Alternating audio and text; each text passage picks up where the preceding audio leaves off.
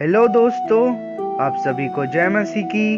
और आज हम बात करेंगे प्रभु यीशु मसीह के 12 चेलों के बारे में। चेलों को लेकर हमारे मन में कई तरह के सवाल आते हैं, पर जो सवाल सबसे ज्यादा आता है वही है कि चेलों की मृत्यु कैसे हुई, या जिसे हम शहीद होना भी कहते हैं। और आज हम इसी विषय पर बात करेंगे, तो चलिए शुरू करते हैं। 12 प्रेरित जिन्हें प्रभु यीशु ने चुना, जिसका वर्णन बाइबल में आता है मत्ती 10:2-4 में, जहां इस प्रकार से लिखा है। इन 12 प्रेरितों के नाम ये है।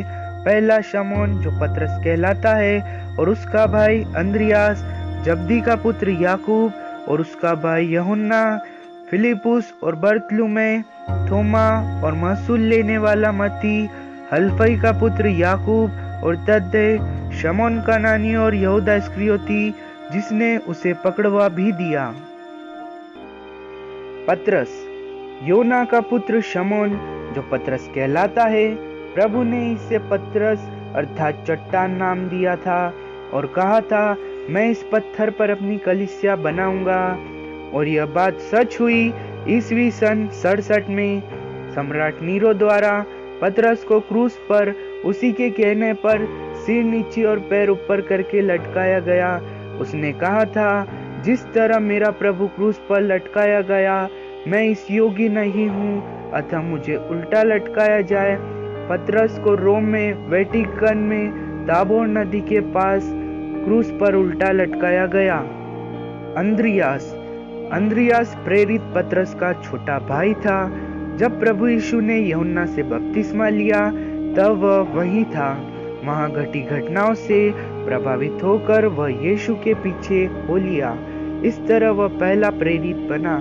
इसके बाद वह अपने भाई शमौन पतरस को भी उसके पास लाया और वह भी प्रेरित बन गया। अंद्रियास को यूनान में ईस्वी सन 60 में एक आकार की क्रूस पर बांधकर मारा गया। उस पर पथराव भी किया गया, जहां 2 दिन बाद उसकी मृत्यु हुई। जब्दी का पुत्र याकूब यूहन्ना का बड़ा भाई था और जब्दी का पुत्र था। इसकी माता का नाम सलोमी था। यह भी मछुआरा था। इसकी माता क्रूसीकरण के बाद प्रभु यीशु की देह पर सुगंधित वस्तुएं लाने वाली महिलाओं में से थी। जेलों में शहीद होने वाला यह याकूब सबसे पहला था। यह यरूशलेम में प्रचार करता था। इसी दौरान रोमी सम्राट हेरोदेस अग्रिप्पा ने ईस्वी सन 44 में इसे यरूशलेम के मंदिर के कंगूरे पर खड़ा करके तलवार से सिर काटकर कई फीट नीचे फिकवा दिया था। यह वही कंगूरा था जिस पर प्रभु यीशु की परीक्षा शैतान ने ली थी। यूहन्ना जब्दी का पुत्र एवं मछुआरा था। यह चेलों में सबसे छोटा था और प्रभु यीशु का प्रिय भी था। प्रेरित याकूब इसका बड़ा भाई था। यूहन्ना पतरस के साथ रोम गया था। वहां उसके प्रचार से क्रोधित होकर उसे मारने के लिए खोलते हुए तेल के कड़ाहे में डाल दिया गया, पर वह आश्चर्यजनक तरीके से बच गया। इस स्थान पर आज एक चर्च बनाया गया है। एक मान्यता यह भी है कि रोम में ही यूहन्ना को जहर से भरा प्याला दिया गया था, पर जब यूहन्ना ने प्याला हाथ में लिया तो जहर गायब हो गया और प्याले में एक सांप दिखाई दिया। इसी यूहन्ना का प्रतीक चिन्ह भी प्याला और उसमें एक सांप बताया गया है।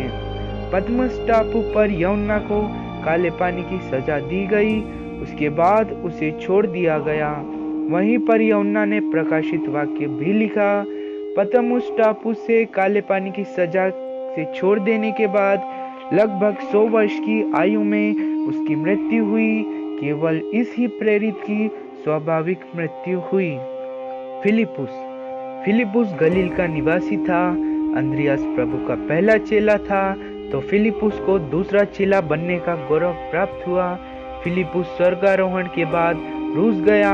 वहां 20 वर्ष तक प्रचार करने के बाद वह फ्रीगिया गया। वहां प्रचार का विरोध करने वालों ने ईस्वी सन 80 में फिलिपुस को क्रूस से बांध दिया और उस पर पथराव भी किया गया, जिससे उसकी मृत्यु हो गई। बरतुलमै, इसका नाम नतानिएल, जिसे नथानिएल भी कहा जाता है। बरतुलमै गलील के काना नगर का निवासी था। बरतुलमै का सुसमाचार मिला, जिसके अनुसार बरतुलमै ने भारत में भी प्रचार किया। इसने मत्ती रचित सुसमाचार का इब्रानी भाषा में भी अनुवाद किया, जिसे वह भारत लाया। एक मान्यता के अनुसार बारबूस राजा की आज्ञा से आर्मीनिया में ईस्वी सन 71 में बरतुलमै को जीवित चमड़ी उतारकर क्रूस पर चढ़ाया गया और वहीं मृत्यु हो गई। थोमा को दिदुमुस भी कहा जाता है। थोमा ने मध्य पूर्व में पहले प्रचार किया, फिर इडिसा से भारत आया। यहाँ वह ईस्वी सन 49 में पहुंचा और बहुत प्रचार करके 7 चर्च स्थापित किए। थोमा ने भारत में जमकर प्रचार किया। थोमा ने उत्तर भारत, पंजाब और सिंध तक प्रचार किया। थोमा के प्रचार से तंग आकर कुछ लोगों ने ईस्वी सन 52 में उसे मैलापुर की पहाड़ी पर भाले से मारा। थोमा के शव को इडिसा ले जाया गया, जहां उसे दफनाया और उस स्थान पर आज एक चर्च बनाया गया है। मत्ती ने अनेक देशों में जमकर प्रचार किया। एलेक्जेंड्रा के क्लेमेंट के अनुसार मत्ती ने 15 वर्ष तक प्रचार किया। एक लेखक का मानना है कि मत्ती की शहादत नहीं हुई, पर अन्य लेखक मानते हैं कि शहादत इथियोपिया में हुई। अन्य प्रमाणों के अनुसार ईस्वी सन 60 में प्रचार के दौरान मत्ती को इथियोपिया में तलवार से मार डाला गया। याकूब प्रेरित मत्ती का भाई और हल्फई का पुत्र गलील के कफरनहूम का निवासी था। इसकी माता का नाम मरियम था। बाइबल में इसका वर्णन बहुत कम है। इसके बारे में यह कहा जाता है कि याकूब से दुश्मनी रखने वाले एल्विनस ने इसके विरुद्ध षड्यंत्र रचा। उसने याकूब को आमंत्रित किया कि वह यरूशलेम के कंगुरे पर प्रचार करे, ताकि सब लोग सुन सके। जब वह खड़ा हो गया, तब उससे कहा गया, क्रूस और यीशु मसीह के बारे में प्रचार करे। तब वह बोलने लगा। तब लोगों ने उसे कंगुरे से नीचे फेंक दिया, परंतु वह मरा नहीं और उस पर लोगों ने उसे पथराव करके उसे मार डाला। याकूब पर एक मान्यता यह भी है कि हेरोदेस अंतियास के शासनकाल में ईस्वी सन 54 में शहीद हुए। यहूदा थद्देयुस, इसका नाम मत्ती में तद्दे आता है। इसका नाम सुसमाचार में शमौन के साथ आता है। माना जाता है कि यह दोनों अच्छे मित्र थे। यहूदा थद्देयुस आर्मीनिया के शहर में ईस्वी सन 50 में प्रचार करते हुए शहीद हुए। अरारत शहर में इसे तीरों से मारा गया। अरारत शहर पहले सीरिया में था, जिसके पहाड़ पर जल प्रलय के बाद नूह का जहाज रुका था। शमौन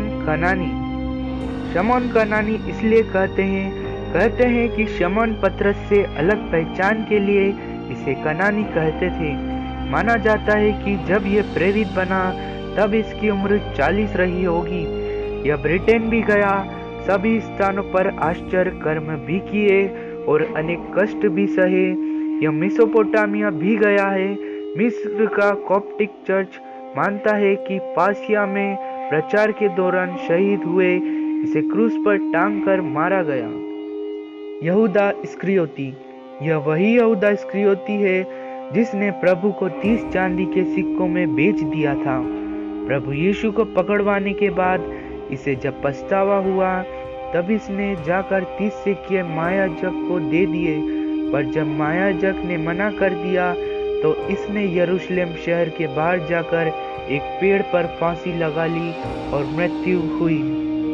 दोस्तों, प्रेरितों की मृत्यु कैसे हुई, इससे महत्वपूर्ण बात यह है, प्रेरितों का विश्वास प्रभु यीशु मसीह पर इतना था कि वह एक क्रूर मौत को भी प्राप्त करने का साहस रखते थे।